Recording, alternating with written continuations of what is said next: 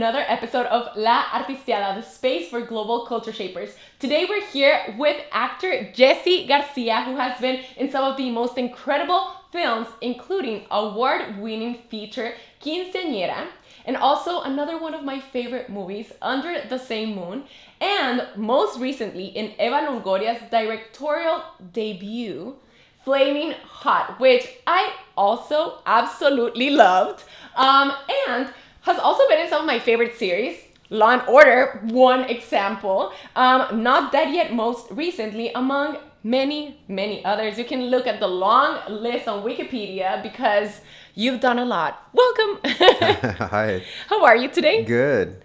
I am super excited to talk to you.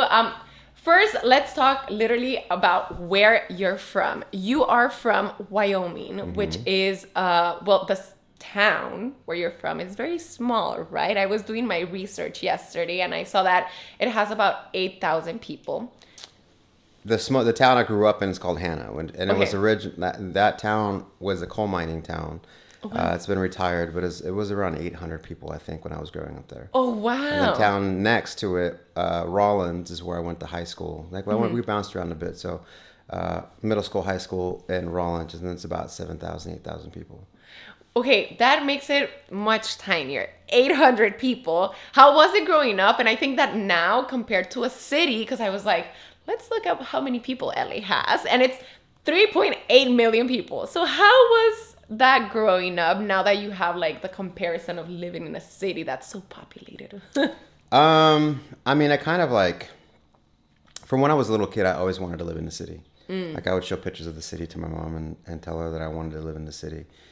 She could never figure out why, and I just knew that the small town wasn't for me. And I fought for years fought against being country, right? Mm-hmm. Being from the sticks, from the country, from rural Wyoming. But now that I've gotten older, like all I want to do is buy property in the mountains, away from everybody and away from the city. In Wyoming or Montana, Idaho, Colorado, something. What was your reference growing up for you to be thinking that you wanted to live in a city? I don't know, pictures, just like past life stuff probably, where I knew being in a small town wasn't for me. Like I was one of the only ones that got out. Like there's cousins and friends, and like I was out as soon as I could. Do you have a lot of family there? My mom and my sister are still in Wyoming, and then I have lots of cousins, aunts and uncles. Yeah. Okay. Are they from there? Is your family from there? My mom is born in Rollins as well, so like we were born in the same hospital. But I believe my mom's parents I think they were from New Mexico. I'm probably wrong. But everyone grew up in Wyoming except for my dad. My dad's from Mexico. Oh, wow. We're from Mexico. Zacatecas. Zacatecas. Oh, okay. Yeah.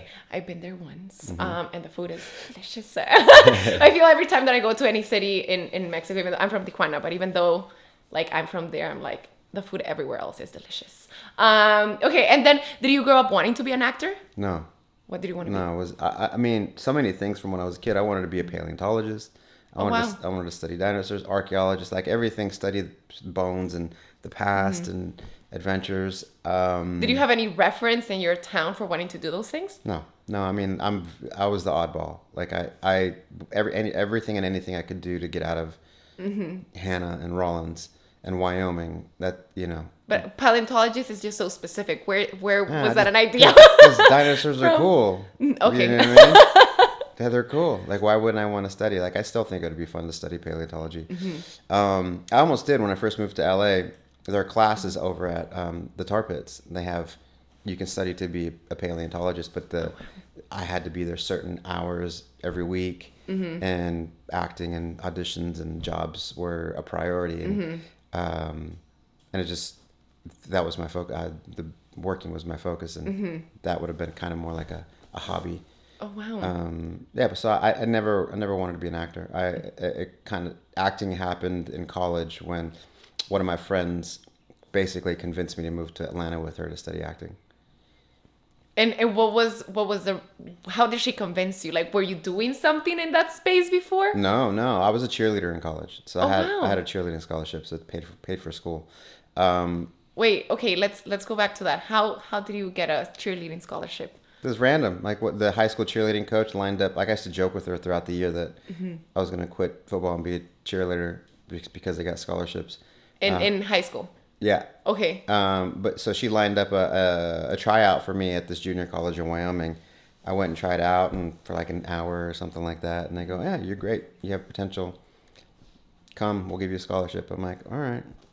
So I went to school in Eastern Wyoming College for a couple of years. Okay, I have to pause you. I'm wondering, I think socially, cheerleading is considered a very feminine sport, right?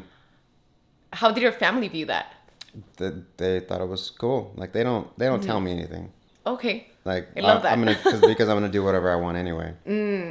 Did they stop telling you anything at a certain point? Probably when I was a little kid. Like, I mean, they're pretty open about that kind of stuff anyway. So, no one told me anything. Well, for one, I got my own scholarship. You know what I mean? Like, do what you gotta do. I was gonna do what I wanted to do anyway. So they either got on the bus or they were left behind. Okay, well that's good that they were cheering for you. Yeah, no pun intended. Yeah. So I went to 2 years at Eastern Wyoming College. Then I went to 1 year at Nebraska, which is a pretty big school. That I met my friend Jennifer in Nebraska, and we had a conversation about like life. She wanted to be a model and actor, and I go, oh, that'd be fun, because I always wanted to do plays, but I never had time. What were you going to school for? Exercise science. The last thing I was going for was exercise science. Oh wow! And I just wasn't good at school. I didn't really care. Like school wasn't my thing. I just did it really for the cheerleading scholarship and to have fun. So you were having this conversation with your friend. Yeah, I had this conversation. I mean, the one thing about college, I don't really have regrets, but I wish I would have taken the classes that I thought would have been fun, as opposed to just taking the classes that I thought I needed. Right? I wish I would have taken the art classes, photography, ceramics. All the things.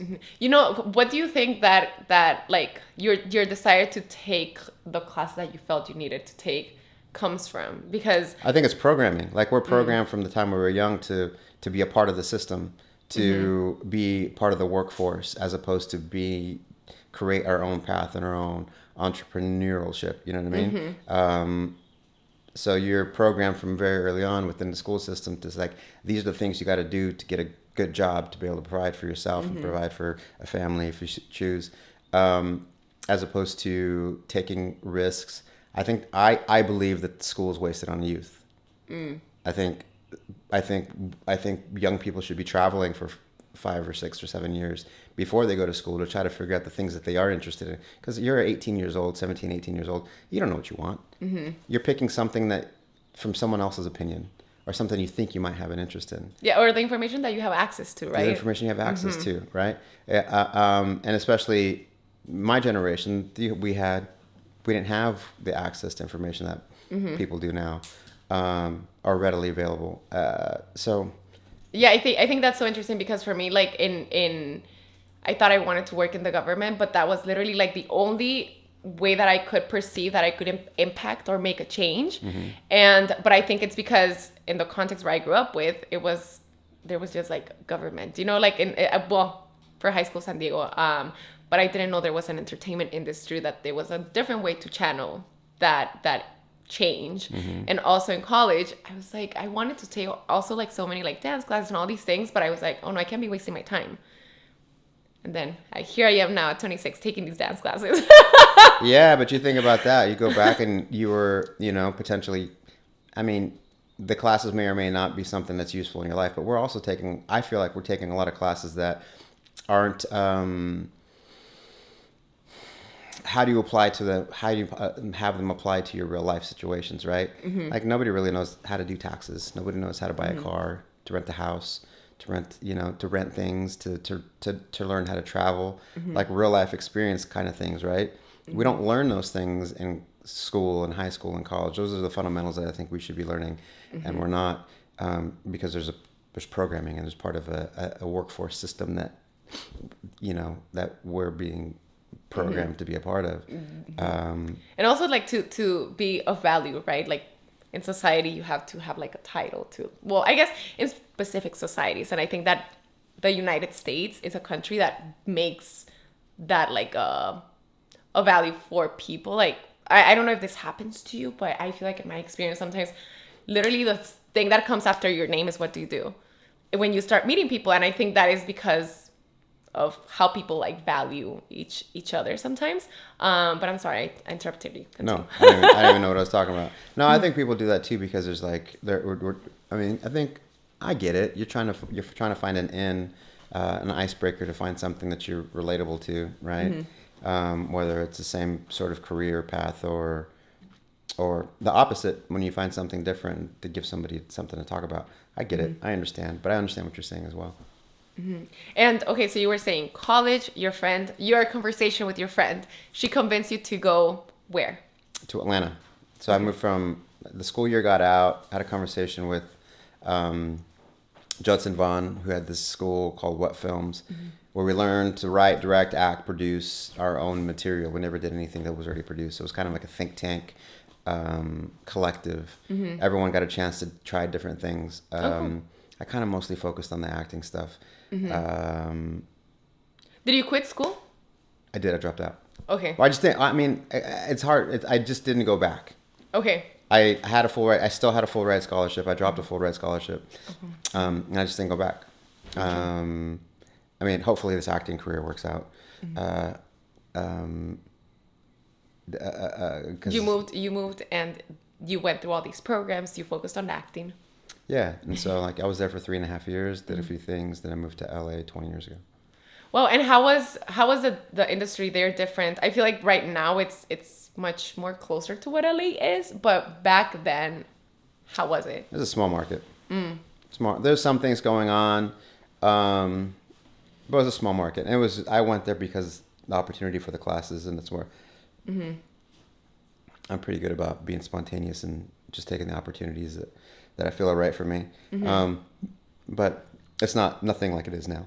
And what prompted you to, what prompted you to want to move to LA? I felt like I had gotten out of out of Atlanta what I needed to get out of Atlanta. Which was? A couple jobs, take some classes. I did a sketch comedy for like a year or so. Worked on a handful of small movies, a couple commercials, some industrials, training videos. But I felt like it was time to move, and every time I came to visit LA, I was like, oh, okay, this is home. And then I decided I made the drive across the country in 2 days from Atlanta to LA. Usually, how much is that drive? Oh, I don't know, but I booked it. I made it in 44 hours. I mapped it and I did it in 44 hours. So I slept 2 nights and you did sleep. Yeah, I did. Okay. Yeah. Wow, that's pretty intense. A pretty quick trip to LA. And did you have things here going on, or were you like, I am just gonna go and figure it out? No, I didn't have anything going on. I think I had $2,000 in my pocket, and I found a couch to sleep on, to rent. My friend Pam Soledar, who let me sleep on her couch. We're friends now, but we weren't at the time. And my buddy Chet Dixon went over and looked at the apartment for me. He goes, yeah, I mean, she seems nice. She got a dog. Couch is comfy for $400 a month, stayed there for a handful of months and then, hopped around LA. What was your first job once you got here? And then I'm also wondering, how did you start building those relationships once you were here, and if you didn't know anyone? Well, I did the same thing that I was doing in Atlanta, except now that I was in LA. When I was in Atlanta, I would get the breakdowns for shows, which the breakdowns are like telling you what shows are booked, like looking for certain actors and guest stars and co-stars and stuff like that. And then when I got here, I got on a couple of online submission pages, kind of like Actors Access. I think there's some new ones now, but I don't know what they are. But I started submitting myself for all the things that I could, even showcases, short films, stuff like that. So I started doing it right away. Like I was like every day, and I'll go to the gym, or I go to Running Canyon every day. And started going to some of the the Latino functions with some of the groups, and started working my way in. And then one day, about a year, I got into my first job here was what was it? It was a personal training job. I was a personal trainer for years. Oh wow. And Was this using the knowledge that you gained in your couple years in studying the exercise studies? kind of. I mean, like just from training, like with the cheerleading squad and their trainers and stuff like that. But I was always kind of good at that. So it wasn't hard for me to get a job training. Okay. But then I also did I worked a door at a music venue. Like what was it called? No, Room 5. It was always called Room 5. So I made a bunch of musician friends. That's my first group of friends. That was when I was here. And I would book small short films or student films or something throughout the years. And then I saw a breakdown for this movie, this little non-union movie, all Latino cast. And I knew the casting director from a casting workshop I did in Atlanta a few years prior, Jason Wood. And I emailed him. I was like, hey, I'm living in LA now. You said it was cool to email you if when we're back, if we ever moved here. I see that you're casting this movie. If you haven't cast the lead yet, I would love to read for it. And I'm like, fuck it, why not? Like, I don't, why not shoot for the top role? And he goes, no, we haven't. You should come in. So I came in, auditioned. He goes, come back on Friday, meet with the directors. I came back in on Friday, did a reading for the directors. They had me do a chemistry read with a handful of girls, and got the part, and that movie ended up being Quinceañera. Oh wow! So that was a movie that I kind of got on my own through kind of relationships that I had built over the past few years, and that was in early 2005, and I moved here December 2003. So I wasn't even in town that long. Barely scraping by with money. Like I'd survive off a dozen eggs and a can of refried beans for every few days. So like I couldn't afford anything. And then quick question, when you reached out to the casting director, I honestly don't really know how it works, like production for films or series work in terms of when you're starting out. And did you have a solid relationship with that casting director? Because I feel like oftentimes people fear asking for help. So did you have any of those emotions when you reached out? No, because he told us when we did the workshop, he goes, yeah, please feel free to email me or text me or whatever when you're in town, or if and I just happened to see the casting for the breakdown for that movie, and it goes what's the harm? The casting breakdown is out, that they were obviously casting for people, and I saw it was new. So there was no harm in it. And I didn't have a super close relationship with him. He ended up being one of the two guys in the movie. So he ended up. Oh wow. He ended up getting cast in the movie because the directors go you're the best reader that we've had for this, so you have to be in the movie. So he was in the movie. So I didn't have I wouldn't say we were friends before the movie. We're friends now. But it was, I was like, what's the harm? If they told you to call or text or whatever it is, or email, then use that opportunity. Otherwise, what's the purpose? yeah. Okay, and then the movie started winning different awards, right? That's the one that won Sundance. I went to Sundance the following year. We shot in 2005, early through 2005, which is 19 years ago, almost right now. We shot that, ended up getting into Sundance, and then we won Grand Jury Prize and Audience Award, and then I won an Alma for it when the Almas were a thing still. And it started my career. Wow. Okay, this is incredible.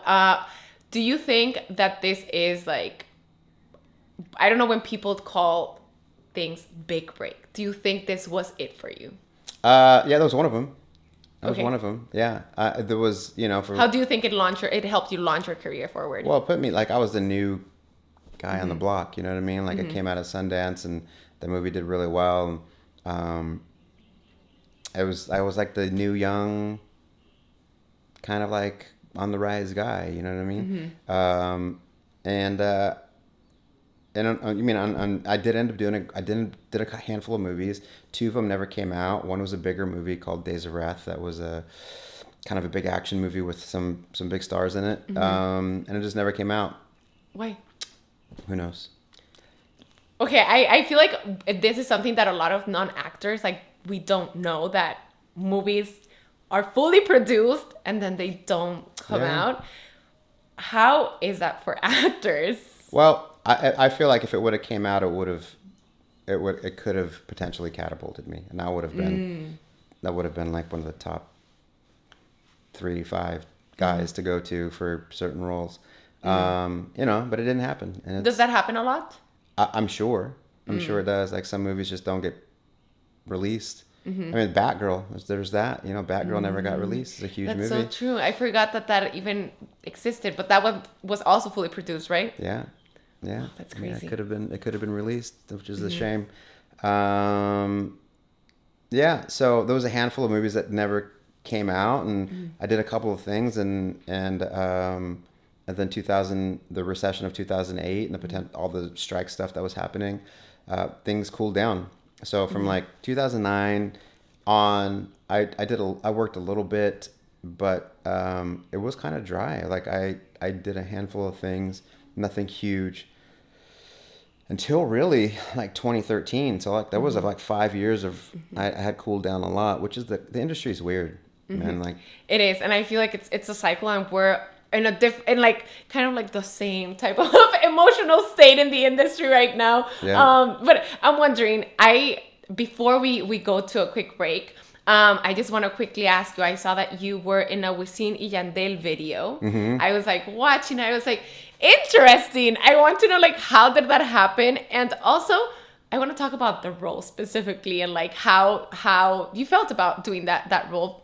But okay, how did that happen first? I'm friends with the director, Jesse Torero, and Ulysses Torero. Okay. Like, so the brothers that produced that, Jesse's has a production company. He's a director and does a lot of music videos. And yeah, I'm a fan. Yeah. And Ulysses is one of his producers and does a lot of the casting. So we're talking one day, and they were getting ready to do the video, and I go, I'd love to be in one of your videos. You're like, really? And I go, yeah, come. We're going to shoot this video this weekend. Be immigration and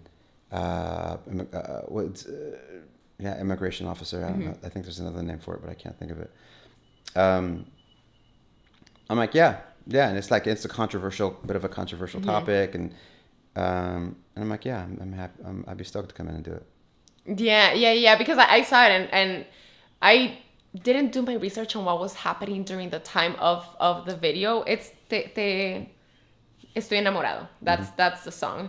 And there's a lot of protests because, like, 2 officers are deporting a family, but you're a border patrol, and you also, in the video, and you are part of like that process of like deporting the family, and it seems like the character is feeling conflicted, right? Conflicted with doing that. What was that for you?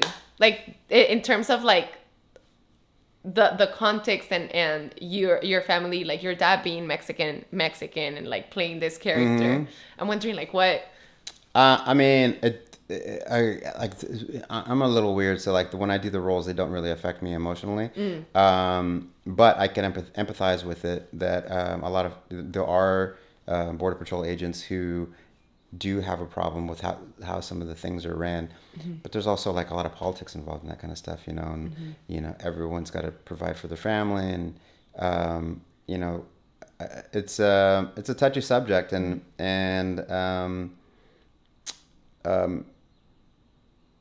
yeah, it's interesting, and it's interesting because like I'm from Tijuana, right? And so I live in a border city, and to be honest, growing up, I didn't think anything of Border Patrol because I had access to moving back and forth. But now, to me, like, I guess having studied Chicano studies and having like really understood society with a different lens, to me now it's interesting when I cross the border and see Latinos being Border Patrol. It's like interesting, but I just move away because there's so much I could do. But yeah, I thought it was interesting that you were playing this character, and I wanted to talk about it. But okay, let's go on a quick break and we'll be back to talk more about your career. This is a commercial break. If you're a business owner and would like to promote your brand with our community, hit us up on our email at laartisteadapodcast@gmail.com. And thank you all for listening. Make sure to subscribe and connect with us on social media.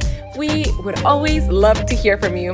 Now, back to the chit chat. Okay. And we are back from that short little break. Okay, I would like to know now about your more recent stuff. You were the lead actor in Flaming Hot, which is Eva Longoria's directorial debut. And I love that movie. I want to talk, how did you get that role? Just an audition. I auditioned with, every other actor in town who was even remotely right for it. It's funny enough, like a lot of my friends who read for it, they would, like some people, and a lot of my friends who we don't normally share auditions with, they would text me or message me and say like, hey man, I don't know if you've read for this movie yet, but you should read for Flamin' Hot. And I was kind of already through the process of a couple rounds of auditions and stuff like that. But it was like 4 or 5 rounds of auditions before I finally got it. Eva put me through the paces, and I earned it. It's so interesting to me how, I think we know that like being an actor is tough because there's so much competition and you get often a lot of rejection. But I think it's so interesting because I think that people who are not actors, me included, sometimes cannot fathom how difficult it is because you are put through like all these different stages of auditioning and then to see if you're a match with the other people, right? Like, can you talk a little bit about what those 5 different stages were? I mean, the first one was a pre-read, like just sending a self-tape, and then I got notes and did the self-tape again, and then I had a phone call with Eva, and then I did a director-producer session with even the producers and casting, and then we did and each one was different material, and then the last one was the test, like the chemistry read and the test, the studio test for the part. So it was me and a couple girls, and then another guy and the girls, and in the end it was Annie and me. Well, where were you where you got the call? I was in the car with a friend. Oh wow. Yeah. Were you excited? I'm weird though. Like it's like I've had my heart broken so many times with different projects. I'm like dope, cool. I'm like I'm stoked to be a part of it and start to like it's happening. I get the offer, but there's so many times that I've gotten the offer and so close and the movie falls apart, or the deal goes through, or the shoot completely gets canceled. I mean, I had booked a series regular role on for a Marvel series called Ghost Rider with Gabriel Luna, and the studio pulled the plug like 2 weeks before we started shooting, and there's nothing you can do about that. Okay, so when you learned about this one, when do you feel like you're like, okay, now it's the moment of excitement? I don't really get excited like that. Okay. I'm weird. I don't get excited like that. I look forward to the work, and I look forward to working with everybody, but I don't really get that excited like that. I just... Why? I just don't. Have you never? No. I mean, okay. I think the only time I can think of I might have gotten excited about booking something was when I did Walkout, which is an HBO movie that Edward James Olmos directed about the 1968 high school walkouts in LA. And because I knew I was going to work with Edward James Olmos, and I was real excited to work with him. And that's probably like kind of the only time. Every other time it's like, all right, cool, let's see if this happens. You know what I mean? And then you get on set and the check clears. I'm like, all right, cool. Let's get through the shoot. Awesome. Get through the shoot. All right, let's see if this movie actually gets released. This may or may not get released. You know what I mean? So like, a lot of people get excited about a lot of things, and I think it's awesome. I just don't. It's just not part of my. Okay. Do you get excited? Do you get excited when you see it on screen? I don't like to watch my movies. Interesting. I don't like to watch them. Ever? If I can help it, no. Like, I had to watch Flamin' Hot because Eva made me. Oh. And Devon made me. And it's a good movie. It's a great movie. But I don't really like to watch them. That's interesting. How do you... I feel like, for example, with me, hearing me speak on the podcast, I think it made me a better interviewer because I was like, oh, like in some of the other episodes, in some of the first episode, I was like, I'm hearing this and this doesn't sound right. How do you feel like you improve for yourself if you're not watching yourself? I take risks. I do as much as I can on the day. I direct my own like self tapes and I edit my own self tapes and I see a lot of things that I'm doing, but you know, it's like the magic of editing and music and direction. You kind of just hope they make the movie. They pick your best takes and something that works with the movie. Like, yeah. Did you know Eva Longoria before? Yeah, we'd known each other for many, many years because we're in the same circles and events and stuff like that. But we didn't get to be friends until this movie. Oh, that's so cool. Yeah. And I'm wondering, I feel like, I don't know if it's not this time. I think probably this time is like when there's been more women directors. How was it for you? Had you ever worked with a woman director before? Do you have? Many, many times. Okay, that's good. That's great to hear. Because I feel like I keep seeing all these state of the industry research things, and it makes me a little bit sad. But I'm glad that you've worked with a lot of women directors. Yeah, I mean, La Misma Luna was Patricia Regan. Rebecca Rodriguez, who's Robert's sister, she directed an episode of From Dusk Till Dawn, and Eva, of course, and then Nikki Caro with the mother. Jennifer Lopez movie, right? Yeah, and many, many others, plus tons of TV with a lot of female directors. Melissa Fumero just directed one of the episodes of Not Dead Yet. She was fantastic. It's lots. Oh my gosh! Okay, I'm glad. This brings a lot of peace to my heart. I mean, there's lots of room for improvement, but especially directors of color. But I work very well with women. Okay, that's pretty good. Yeah. Honestly, it's good to hear because I feel like the state of the industry is not the best at the current moment. You know, there's been a lot of layoffs and there's been a lot of like constraining, and I think that people are hopeless. So I thought that this was maybe like one. But I'm glad that you've worked with a lot. But how was it working with Eva Longoria in this film? That honestly, it was, I think, a huge film for Latinos in the United States. How was that experience for you? Also, like representing a real life person or like someone's story. I love Eva. Eva and I, once we started kind of being friends and started hanging out and talking, we realized how much we had in common. Like everything we were talking about, like, yeah, me too. Me too. Like what? It's aliens and fitness and movies and camera stuff and just kind of artsy things. And just the more we got to know each other, the more we realized like we're like cosmic soulmates. Like we've known each other in a past life and didn't really realize that until like we actually started hanging out on a daily basis. And we were like, she's a great actor and an amazing director, and we could be across the set from each other and call cut and look at each other, and we'll both give each other a look and go, okay, yep, okay, without saying anything, and we'll go again. It's like, all right, let's go again.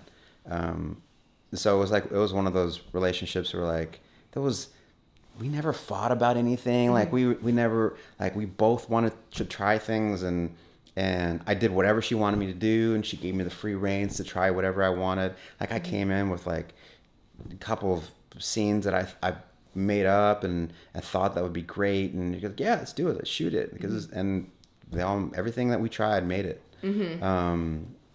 I think there was only really one scene that in the whole script that got cut. Oh wow. And I guess it just didn't fit. But I would do anything for her. I would, any kind of weird shit that she would ask me to do, I would do it. There's that much trust between the two of us, and I want to direct her someday. Like I want to direct a project where we get to work in that capacity. We have another movie coming out next year, so it's gonna come out, Alexander and the Terrible, Horrible, and No Good, Very Bad Road Trip. It's a kind of like, not a follow-up, but a different version of the book. Okay. It's a Disney movie, and we play mom and dad. Eva Longoria and you? Mm-hmm. Oh my gosh, exciting! Yeah. Yeah, so we had a lot of fun, her and I. That's super cool. And I heard on another podcast when I was doing my research that you talked about code switching for like in the role. But it made me think about, you know, working in an industry that's mostly white Americans. A lot of people of color tend to code switch in different spaces. Like, how it has been your experience in the industry with that? I mean, everyone has a phone voice, right? When you answer the phone. Yeah, I sometimes don't even recognize mine. I'm like, oh, right. Why did I do that high pitched voice? Right. So everyone has a phone voice when they answer, or they're talking with utilities, or they're talking with someone that they need something from. Mm-hmm. You know what I mean? But for the most part, I'm pretty much myself. And even it was funny. I had this dude that I met recently. It was funny because it was low key racist, but he goes, "Hey, you don't have an accent." I'm like, no. He goes, like, at all, like any kind. You're. I think it was mostly because he was admiring my neutral American accent, where I don't have an accent either way. I have my own accent, mm-hmm. I guess. But it was just funny, like, oh, it's funny. Like, I never would have thought of funny. I went back to Wyoming after not being there for maybe 4 or 5, 6 years, and met up with a bunch of friends at a bar. And one of my high school buddies goes, "What are you doing now?" I'm like, "Oh, I'm acting." And he goes, "Yeah, I can tell." I go, "Why? What do you mean?" He goes, "You don't have an accent anymore." Because in Wyoming, like every region, every state mm-hmm. kind of like has their own accent, right? And or things that they say, and mine somehow is turned into whatever this is. That's so interesting. I feel like probably LA is a city that kind of does that too, because I think that in Spanish, maybe people will disagree with me, and I accept that, but people tell me that my accent has kind of diluted from like a northern Tijuana accent, but also like a northern Mexico accent. And I was talking with my coworker at my day job. She's Colombian, Cuban, and she was like, "Yeah, I don't hear your accent." And she was like, "Do I have one?" And I was like, "No, but you probably speak Mexican." Like, that's why I just don't hear it anymore. Yeah. But I think that maybe it's also the interaction with people from so many places. Right. Well, too, yeah, it's also like if you're not around your friends that you grew up with, or the people that you have to hang out with the most, mm-hmm. You don't speak with them the way you're used to speaking. So like you start to speak the way people speak in the region that you're at, right? So like LA has its own version of Spanish, right? But once you get to Tijuana, the slang over there and the cadence of the way you speak Spanish is different. Like, so when I'm talking to my friends in Spanish or whatever, like I get lost sometimes because my Spanish isn't perfect. I understand almost everything. I'm like, all right, cool. You're saying a lot of shit that I'm not used to hearing, or in a different way, or a different cadence, or the slang. And I'm like, you're gonna have to translate the Spanish for me a little bit. So I get it. Like, that happened to me literally last weekend. I went to travel with my friends, and I was like, oh my gosh, there's so many words that I know what you're saying because like I speak Spanish, but I've never heard this word. And I'm like, oh my gosh, I'm less Mexican. See, that's bullshit. Yeah.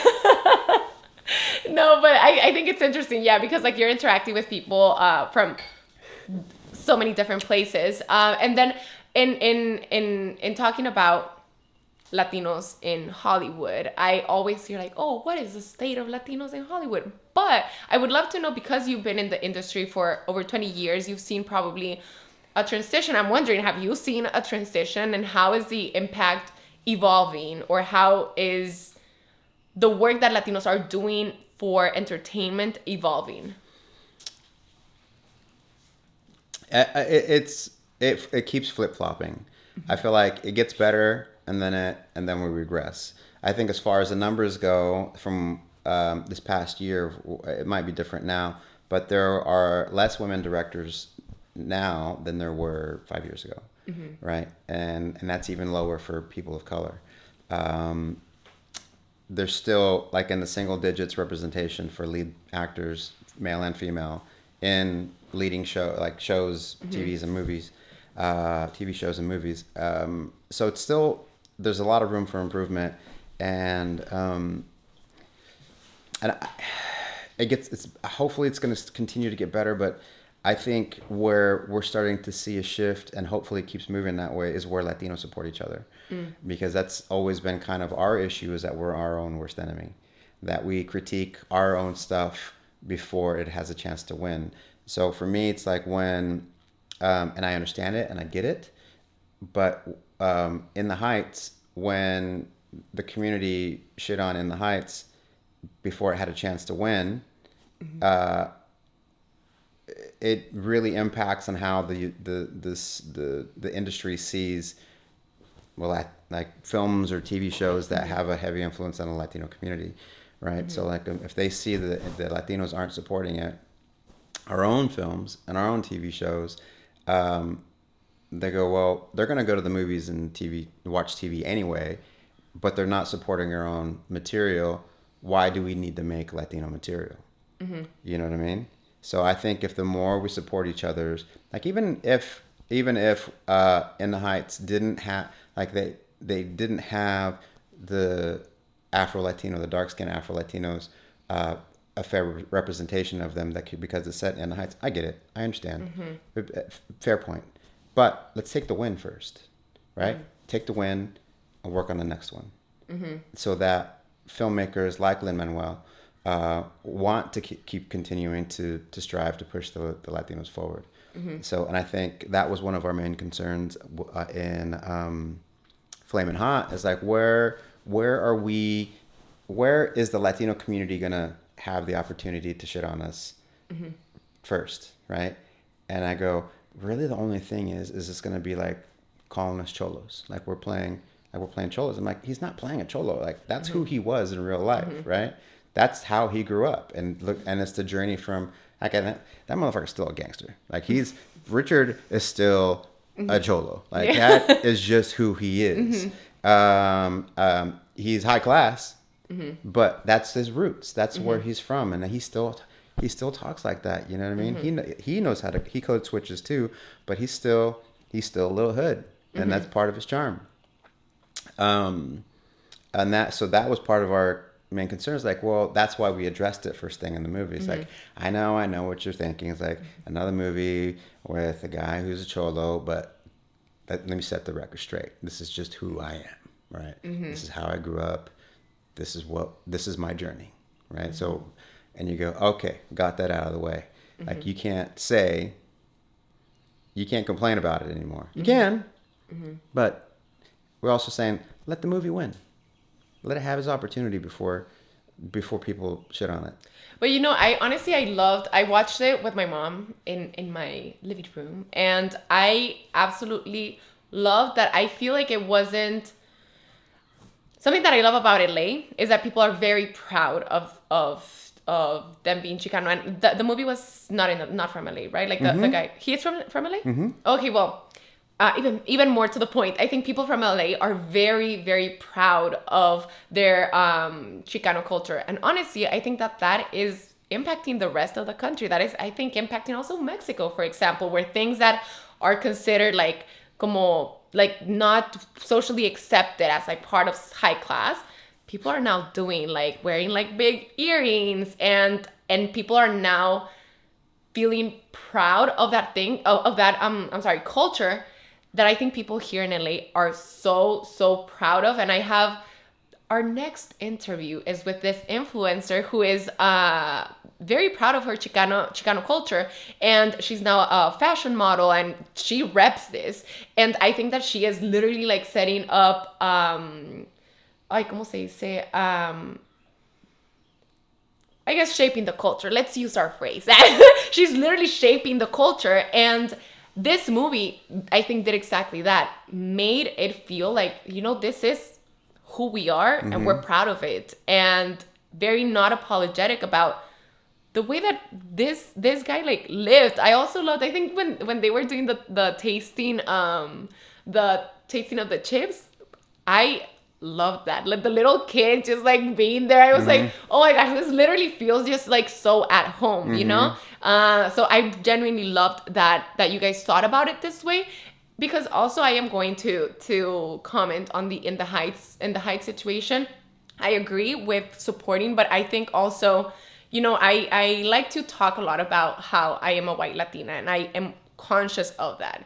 And I think that sometimes a lot of white Latinos are not conscious of that, so they don't make space for diversity within like our group. And I genuinely think that white Latinos should. And I think that in that movie specifically, I was like, oh, there's something that like rubs me the wrong way, because yes, it is a Latino movie, and I know that like people loved it. Like there were plays all over Latin America based off of In the Heights. I think there was another one right before, or like this one was based on a play. Yeah, so I know that like the this movie meant something big. But I think that, like, as a white Latino, I think we have to acknowledge that these spaces are open. Like, when a space opens, we do have easier access. And I think that the lack of consciousness of that, sometimes it's like, we should talk about that a little bit more, So I love that you guys, like, had this other framing of, okay, how can we make sure that we're proud of diversity within Latinidad, because I think that the movie like showed different Mexicans. But yeah. Have you seen how Japan has really embraced the Chicano culture? I have. Yeah. I think it's fascinating. I love it. Me too. I'm like, I love it. It's crazy that like it has traveled there, and they are also so proud of Chicano culture. And it's so interesting. Yeah. Where did you hear about that? Oh, years ago. This has been going on for 15, 20 years, is the Chicano culture in Japan. Yeah. The clothes, the music, they have their own rap groups that like they kind of emulate Chicano culture. It's fascinating. Esteban Oriol and Mr. Cartoon, like they're a tattoo artist and a photographer. They're both artists. They've traveled around the world, and they're, if you don't know their story or know them, they're amazing people. But they've been everywhere, and their influence, and they're both Mexican American. Their influence, I believe Esteban is. He might be Puerto Rican too. Actually, I don't remember. But I think he's Mexican too. I think their influence around the world within the music industry, kind of like within, they were a big influence on how the photography and the game has grown throughout the years, and I think they had to have been part of like the growth in the Chicano culture in Japan and around the world, Brazil, everywhere. Yeah, it's truly fascinating. And I read one article from this guy called, I just remember his last name is Walter Thompson Hernandez. He is now a filmmaker, but he used to be a journalist. And I read an article that he did on the Chicano culture, and also like people are also lowriders. So like, oh my gosh, it's fascinating how literally everything just traveled, and it's crazy and amazing. And I'm wondering like what's next for you? Where do you see your wildest dreams? I know that you told me that you don't get excited, but if anything were to excite you about the future, what is that? I mean, the things that I'm kind of looking forward to doing now, I mean, so many things. I would love to have my own Bourne Identity like franchise, right? Okay. So big action thriller, have it done my way. Like Bourne Identity Extraction style, big kind of like grounded but fantastic at the same time, and had some comedy in there.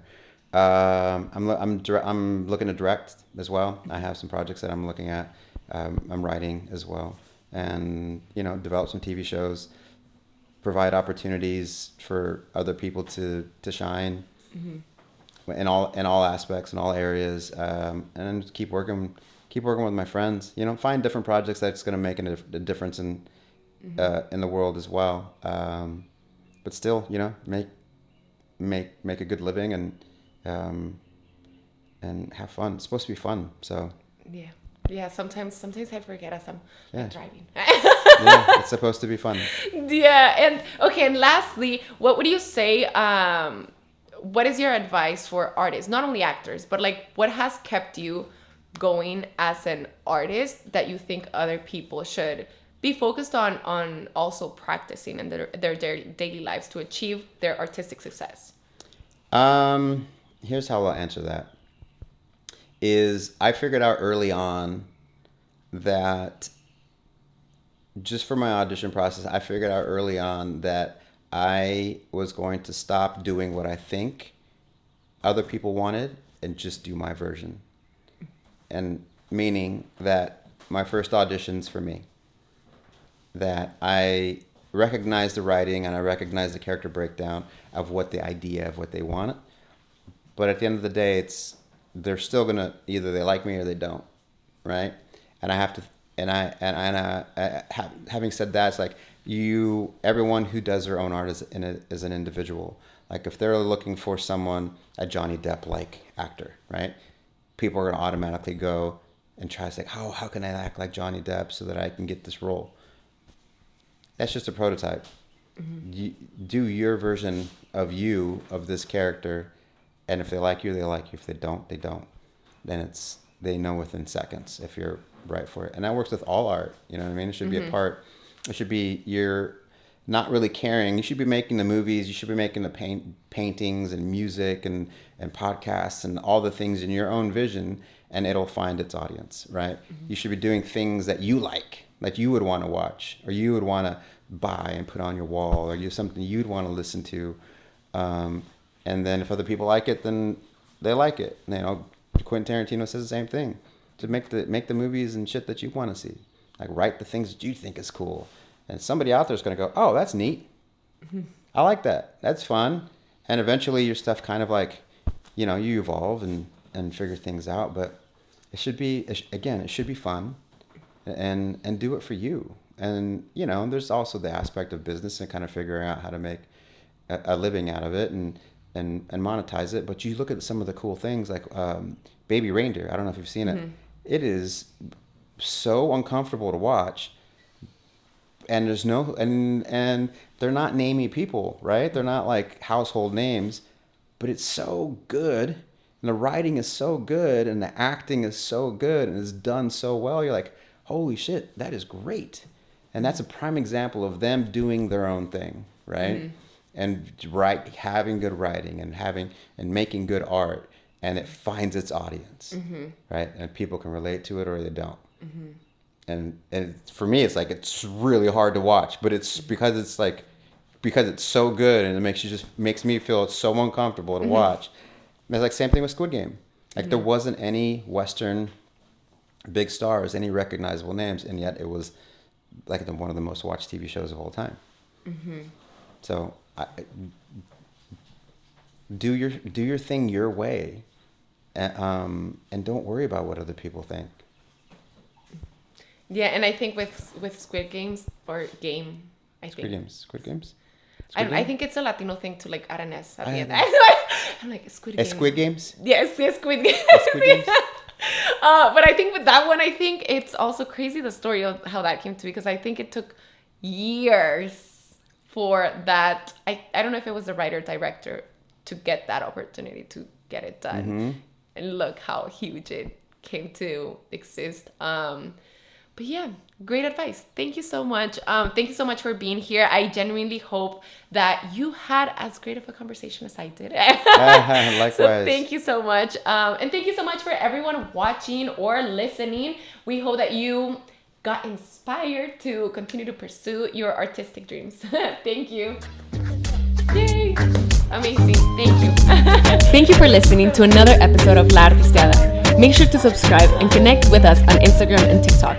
It is very important for us to create spaces where people feel inspired through art, and this would not be possible without our incredible team: Erin Jimenez, Still Alive, and yours truly, Kiara.